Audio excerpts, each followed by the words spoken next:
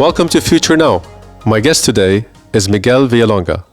In his role, Miguel oversees strategy, business development, sales, technology, and operations, and he has been instrumental in the market expansion of the company, specifically on the cloud and digital front, through partnerships with global hyperscale providers. Miguel, thank you so much for joining me today, and welcome to Future Now. Thank you very much. It's a pleasure to be here. Thank you. Maybe we'll start the conversation by just having you give us just a quick overview of, first of all, what you do yourself and maybe your role at Ihsan. Well, thank you, Ihsan. It's been already 6 years since I joined Etisalat, and it's been an amazing ride because the cloud in this country, as you know, has evolved in very recent years. When I started as Vice President of Cloud and Data Center, the data center landscape in this country was very limited. The capacity there was relatively small. There was nothing called cloud hyperscalers in the whole region. So we started a very interesting journey of growth in convincing customers about all the advantages of cloud adoption and in building infrastructure. Fantastic. And when I think of Etisalat, right, I mean, it's just has a long history. I mean, the brand, I think, is synonymous with the country. I think everybody who lives here knows of Etisalat, whether it's you're a consumer or you're a business, right? So incredible brand, significant success, and I think very few people expected this change in name, right? In terms of brand, which is a really modernized name, and I'd love to hear your thoughts. Like, what does that signify? It is a significant change, and it is a reflection in the change of times in general for the telecoms market, but also in the behavior of our customers and the importance of the digital world and technology in every segment, every industry that we touch. So it is, in a way, a statement of a company that is no longer a telco, but now is geared to be a technology group. So we are calling it from a telco to a techco. And the structure, as it was made public, we continue having a very strong footprint in telecoms. Our Etisalat UAE is still the leading telecom brand in the UAE. We have a very strong portfolio of telco in the region. Operations in Saudi Arabia with Mobily, PTCL and Ufone in Pakistan, Etisalat Misr in Egypt, Maroc Telecom, etc. But we have opened 3 companies in the first line, which are not dedicated only to telco. The first is Ihsan Live, which is a company to provide digital solutions for consumers, again, not necessarily in the telco space. The second one is a similar company doing digital transformation for businesses. It's called Ihsan Enterprise. It's the organization that I represent. So basically, Ihsan Enterprise is the partner for customers in their digital transformation journey when customers are government enterprises and small and medium businesses.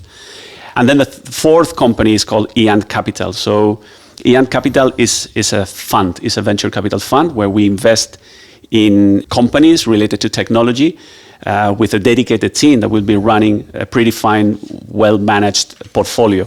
So it is, as you see, it's a very different scope to the only telecom space that we were operating earlier. It's telecoms plus, so that's why the name is Etisalat Etisalat and everything else that we want to do. Fantastic. I mean, and it's really a major change. I mean, and I like the 3 parts that you described. I think you're known for, of course, your track record and history on the telco side, but I think that diversification and focus into whether it's investing in new areas or whether it's enterprise and digital, I think it makes perfect sense. And I love also the work that you're doing on building the right skills internally, the right capability, and also from our side, the partnership that we have, as you mentioned, which maybe I'll touch on a little bit. And I know this was probably the first global partnership that you announced when the rebranding happened. It included multiple things. Maybe I'll let you talk about this, but I think it had things around infrastructure modernization, engineering, even things like 5G, go-to-market elements. How significant was that in the vision for the company in terms of aligning with a technology player? Well, it has been very, very important, and I think it has been relevant. And if you see how the relationship has evolved, it's also based on, has really laid very solid foundations for this partnership that we recently signed. So again, looking back 5-6 years ago, we started working together, and there was a play of enabling the public cloud, the hyperscaler public cloud in the UAE. At that time, it was all about building infrastructure, enabling data centers to be deployed in the UAE, and also, very importantly, creating a regulatory framework that would allow cloud to be in the UAE. So there are a number of regulatory environments, laws that were still under development. So we had to really work with the UAE government to make sure that all the foundation that was required was already in place. So that was the first stone. Once we had that, remember 2019, the cloud was open in the UAE. And then our role continued to be an infrastructure provider, but also we started doing enablement for our customers. So all these 3-4 elements have really created a foundation that now we have, let's say, culminated in the strategic alliance that we have announced recently, where our group CEO, Hatem Dawidar, visited Satya in Redmond, and we had the signature. So it's very important, because for us it's not only what has been achieved, but also what is yet to come. The future that lies ahead definitely is in the direction that I was mentioning earlier we want to take. We are a technology group, and we want to continue working with partners to achieve our objectives. Fantastic. And I couldn't agree more. And I think the spirit, a big part of that partnership is the joint desire of both organizations to really be part of the country's own digital transformation and economic growth. We all know that the country has an ambitious economic transformation and economic growth agenda, with technology being an explicit, announced big part of that, Many steps have been taken on AI, on skilling, on leveraging advanced technology. How would you describe the role that Etisalat plays or wants to play in the transformation of the country at large, at the national scale? Well, that's a good question. I think there are a few companies that really define the economic ambitions of a country like the UAE, which I think is unique in the world. The speed of growth, how bold the vision of the leadership of the country is, and the kind of results that the leading companies are achieving in this space. And in Etisalat, or in Ihsan, we are very proud of being one of those companies. I think in that sense, the role that we play is that we are the face of technology in the country and in the region, representing the UAE. The same way that we have other companies like Emirates Airlines that represents the worldwide travel coming from the UAE, or we have ADNOC or Jumeirah Group. I mean, very large flagship company. So we are very proud of being the flagship company in technology. But I think that the real contribution has been that we have been an infrastructure builder. Our strength comes from our continued infrastructure construction vision and ambition. So we have built something very unique. I mean, we are the country with the highest fiber to home penetration. We cover every single corner of the country with fiber and with mobile coverage. The mobile network is unique, fastest network in the globe. We are one of the first countries in deploying 5G technologies. Our data center network is unique, and we have multiplied since 5-6 years ago times 10 the capacity in this country. So really, our ability to build very, very large scale state-of-the-art infrastructure has been really unique. And then the other element is that around this infrastructure, we don't leave it as a passive element. We create layers that look at adding value for our customers. And this is, for example, the creation of Etisalat Digital that now has become Ihsan Enterprise.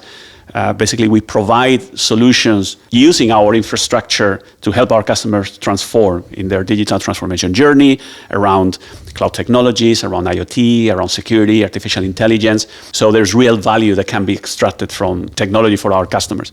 And I think that the last element, which is very, very important, is our ambition, our ability to develop talent, to train people, bring people to the country, and create a talent pool that is very, very relevant for the industry. Fantastic. And which brings me to my next question on when you think of your own transformation as an organization, and I'm sure it's ongoing, right? I mean, I know this is not done and it's a journey. we both work with large organizations in the country. Many of them are going on their own transformation journey, leveraging technology. We often talk about this notion that every business is becoming a digital business. So I'm curious to understand, any learnings for you in that journey? I know it's still ongoing. What would be some of your learnings, even some of the challenges that you think you went through? Because you transformed from within. It's not like, you went, I know, of course, you hired a lot of people, you skilled people from within, but the transformation largely came from within. I'd love to hear some of your learnings or thoughts on that, and any messages to organizations that are also thinking of their own transformation.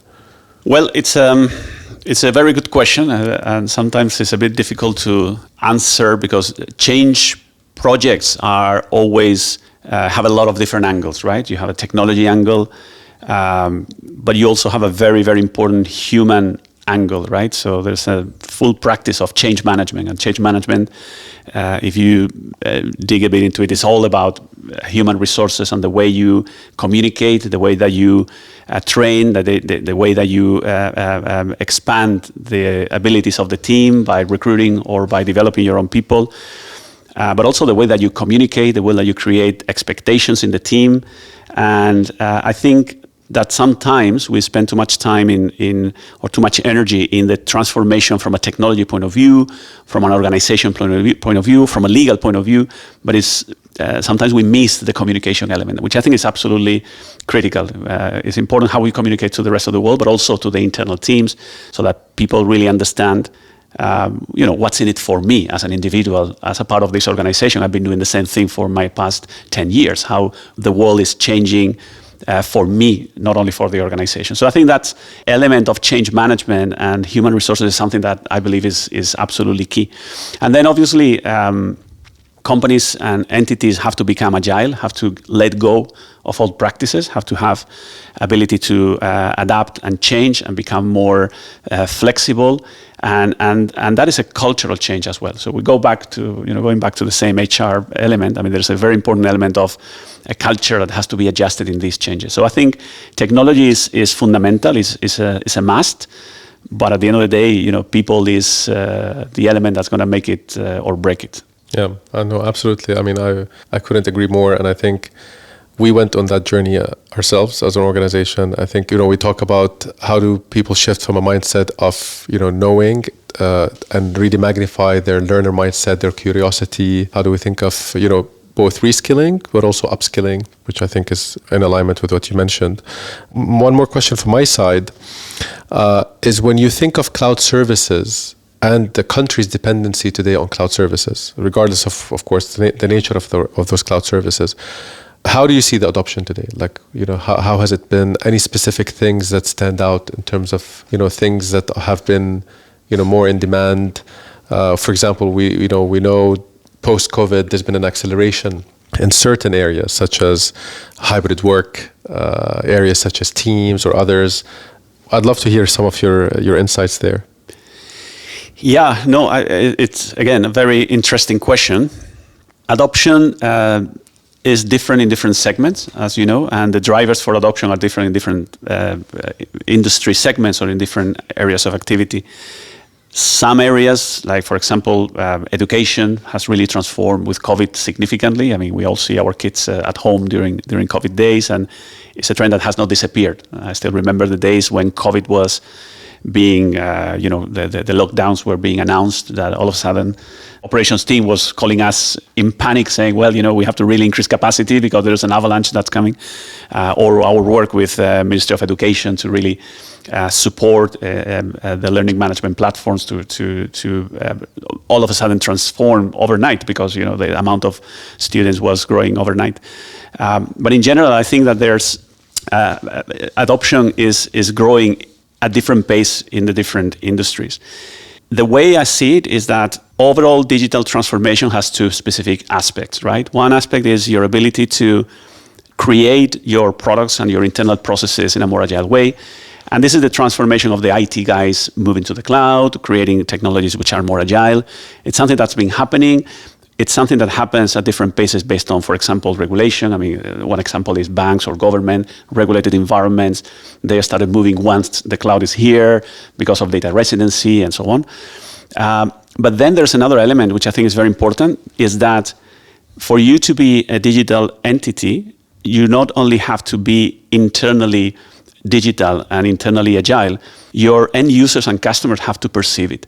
And we see a lot of adoption driven by end users that need to see their companies or their entities as digital entities. So all the transformation of customer experience, customer engagement, how customers see banks, how customers or users see governments, all that is something which is driving adoption significantly. So I think the journey has accelerated clearly, but I think that we're far from done. I think that the curve is still way, there's a lot of growth ahead of us.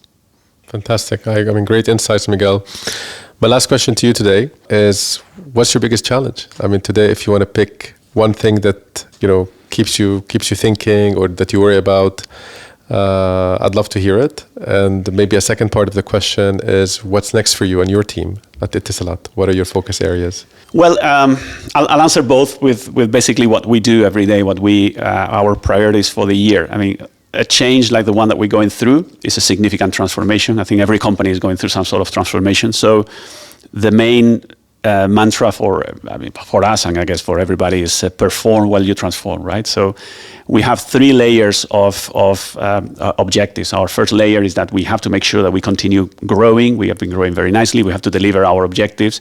We have to deliver our customer projects, and we have to continue doing our plans on a yearly basis.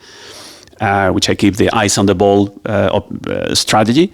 The second layer is all the transformation element that, as you know, requires a lot of effort, a lot of internal energy that sometimes is not seen, but it consumes a lot of energy and a lot of capacity. And then the third one is looking at the future, looking at what we want to do. And this is about growing in terms of our geographical coverage. How do we do what we do well in the UAE in other markets? And it also includes complementing what we do with other activities. So we are looking at increasing the types of activities that we do in all the different areas that we cover. And that leads to initiatives that sometimes is just growing in teams organically, but sometimes it's also growing inorganically and looking at potential acquisitions, bringing the best technologies in other markets to the country, which is very exciting and it's great. But again, it's something which is also very time consuming. So I think it's a very exciting time. It's a very, very exciting days in general in the industry, but definitely in IAND. And yeah, we look forward to seeing the growth in the horizon. Fantastic. And I seem to always do this on all my podcasts, what I think is the last question, but I remember something. So I'll actually bring up one more if you allow me, which is the point you mentioned on acquisition, because I know one significant area that you focus on as a company through acquisition was cybersecurity. I know you acquired a business called Help AG, which are one of the leaders in cybersecurity in the market.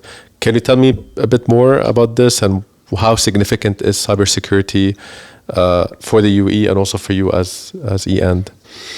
Well, it's absolutely critical. I mean, there's no cloud and transformation without a very solid security framework. So security is everywhere; it touches everything. So we were very lucky and really privileged to work with the Help AG team. My colleague and friend Stefan has built an amazing company, and I think that we managed it pretty well because we really brought them to the family, but we left them, let's say, arm's length, so they could operate with independency. So that's fantastic. So the way we are organized, we have within IAN Enterprise 3 main businesses. One is the one that I lead, which is called IAN Enterprise Cloud. The second one is IAN Enterprise Cyber, which is Help AG. And the third one is called IAN Enterprise IoT, which is our IoT and artificial intelligence arm. And the three of us collaborate hand in hand. Again, there's no IoT solution without cloud, and there's no cloud and IoT solution without security. So the contribution of Help AG has been amazing. They are a very skilled team of people. They have grown. They bring a lot of good practices to the table, and actually they have already presence in Saudi Arabia. They're opening presence in Egypt. So they also bring the regional footprint to the team, which is really fantastic. So it's a very interesting combination of strengths, and definitely it's been a fantastic journey for us to be working with HelpAG. Great. Well, from my side, I know that of course we are super proud of the partnership. I mean, I think the fact that it covers the full spectrum of technologies, across the different cloud solution areas that we provide, is great. Whether it's AI, even new areas in the region, as we talked about, like your network transformation, cybersecurity, AI. So that's really great. I look forward to that to continue. Miguel, it's been a pleasure to have you. I really enjoyed the conversation. Hopefully, I'll host you again on a future episode. And thank you so much. Thank you very much, Ihsan. It's been an absolute pleasure to share this evening with you. Thank you.